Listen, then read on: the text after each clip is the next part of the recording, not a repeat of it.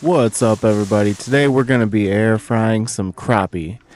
Now, you can do this with any type of fish that you like to eat. I'm just looking for a healthier alternative than just deep frying my fish every time. Even though that's a great way to eat it, it's probably the best. I just want to get out there and do something a little bit more healthy. So I'm just pulling out my favorite crappie that I have frozen from, when I caught back in the fall. Had it vacuum sealed, but you can use any sort of fish that you want to use, whether it be store bought, whether it be fish you've caught. You can use any type that you want. But first, you want to get the fish and you want to pat it down. You want to make sure it's not all liquidy, it's not covered in water, and I mean, naturally it's going to be, so just kind of, take every piece, just pat it down. You don't have to do it very hard or anything, but you can do it enough to make sure that it's not wet. So you want the breading, the seasonings, the stuff like that, you want that to stick to it. That's the point of patting it down. So I'm doing that and I'm throwing it in a plastic bag. But while I'm getting ready, I'm going to set my air fryer. I'm using a Ninja Speedy. I'm going to set that to 400 degrees.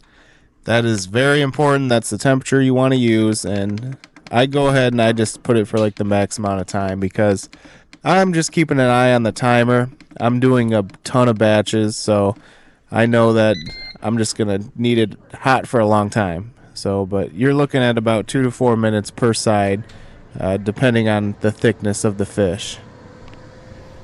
So while I got that preheating, I'm going to take some oil. You can use whatever oil you prefer, and I'm just going to dump it in the bag. Just a few little dribbles in there, just enough to get those fish covered. And I'm going to go ahead and I'm going to put my oil away. I'm not going to need it anymore because I just used what I needed. And I'm going to just kind of mix the fish around in the bag. So that way every little bit is covered in oil because that's what's going to help give it that sear. It's going to help it not stick to the air fryer itself.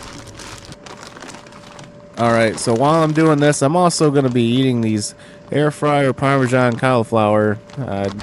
These things are awesome. I'm just going to pop them in. I'm going to have them ready to go. But yeah, I'm using Dano's seasoning and Dano's cheesoning to flavor my fish today. You can use whatever spices you prefer. These are just the ones I'm going with today.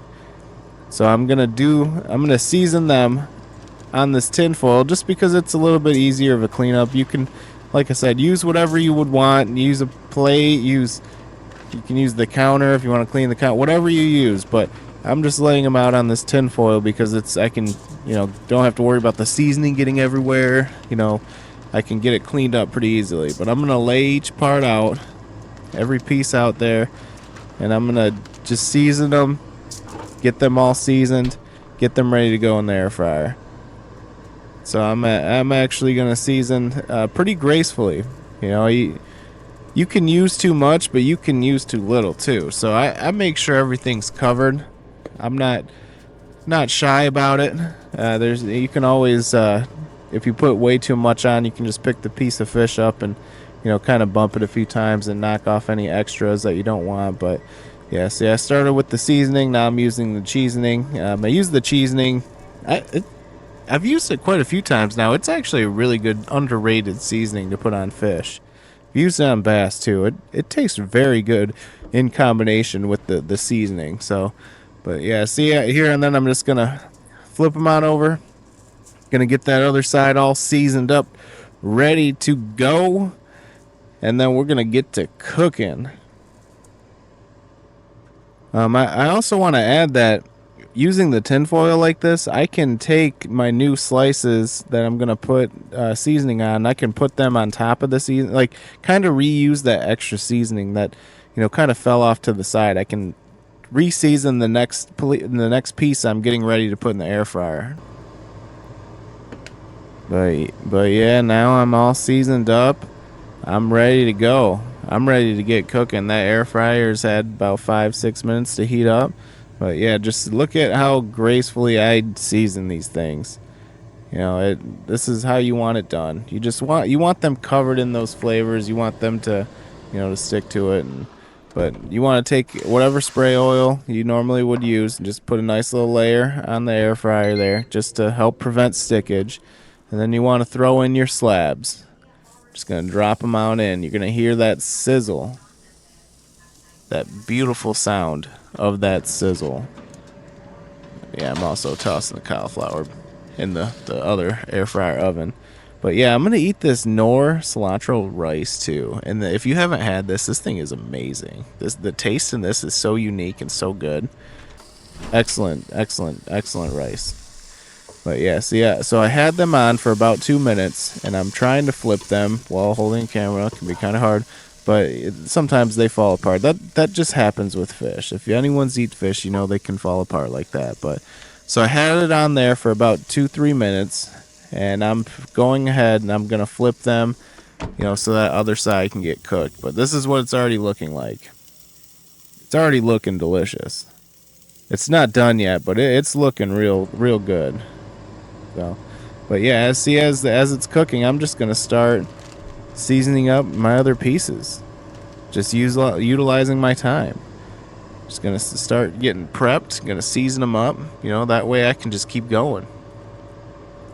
Another important thing is you need a meat thermometer. You want to check the internal temperature. And you want that internal temperature to be around 145, no lower. You can go higher if you want. It's really up to you, but you want to check that internal temperature. Make sure that it's 145. That way you know it's done and it's ready to eat. It's safe to eat. Very, very, very, very important that you get a meat thermometer, especially when cooking fish, because it cooks very, very fast. But yes, I'm gonna put them over inside this little foil pan I got next to me. Just trying to get all these pieces, that are kind of falling apart, which sometimes it does happen. It depends on the fillets, but I like to make a little foil like cover for my tray. That way they stay warm, and that way I can keep cooking and not make sure my fish isn't getting cold. But every time you go to put in a new slab into the air fryer, make sure you're spraying that oil so that way it's not gonna stick. Just one quick little zip right through. That's all you need. But all right, I got a bunch of more slabs there to cook on up, so I'm gonna go ahead and get these done, and we're gonna see what happens, what it comes out, what it looks like. So here we go, folks.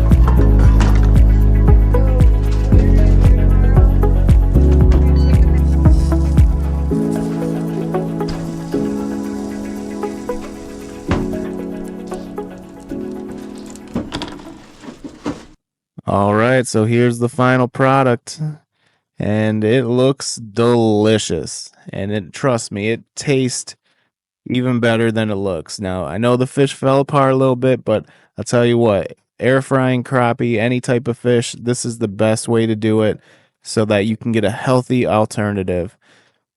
But if you haven't already, go ahead and hit that subscribe button. I'm constantly pushing fishing content out. I'd really appreciate it. It really helps the channel. As you can see here, this is the final product of the meal that I've made. I got some cucumber there, some rice, some of the cauliflower, and the fish. Man, it just looks amazing. So thank you so much for watching. I really appreciate it. Hope you learned something. Get out there, air fryer some fish, and I hope you guys have yourself a great day. We'll see you.